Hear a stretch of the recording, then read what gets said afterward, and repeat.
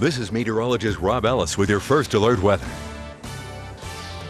All right, let's get you updated on the latest on Irene, then we'll get to the storms that are out there right now across the southeastern part of North Carolina. Then we'll talk about the earthquake. A lot to cover, so let's dive right in. Throughout the day today, we've been watching Irene form an eye. That's new. We did not see that yesterday. It's the first time we've seen an eye with Irene.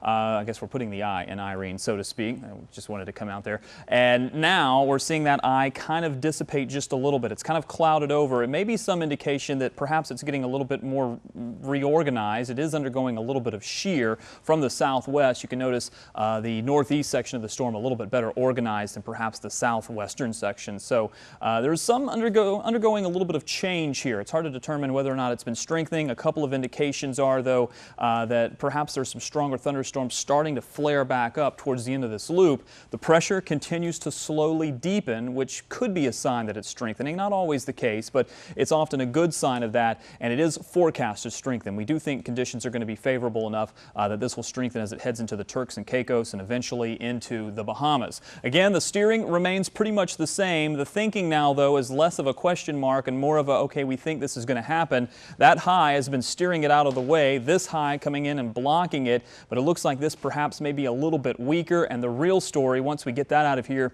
is this little trough that's going to move in and eventually pick Irene up. Yesterday I said Irene has to get to the bus before the bus leaves it behind, and that looks like it will now make that bus get its connector and head on out of here. Will get picked up. Again, it's not 100% certain. There's still a lot of uncertainty here in the forecast because it's still 3 to 4 days out, but the trough should, and that's the key word there, should pick up Irene in time, although it looks like the Outer Banks may not necessarily be spared. As far as the models, the good news here is the models are in much better consensus today than they were yesterday. We had a big spread in the models yesterday. Today, it looks like things are starting to hone in just on one area. Unfortunately, that area is the Outer Banks. We are still close enough to the proximity of the storm, depending upon how wide the wind field is, that we could still see some effects from this in the form of maybe some tropical storm force winds, perhaps even hurricane force winds. In anticipation for that, it is possible that we will go under a hurricane watch sometime tomorrow. This hurricane watch means conditions are possible within about 48 hours, so 2 days out. If we're talking about a landfall or conditions on Saturday, you would think not Friday, but perhaps early Thursday, and depending upon how the timing lines up, as late as a Wednesday evening, and then at some point Thursday, perhaps a hurricane warning issued for most of the North Carolina coastline. Just giving you a heads up of what's out there potentially to come, but not necessarily just yet. We do have some scattered showers that have popped up. Pender County down into New Hanover County, one little small cell rolling through.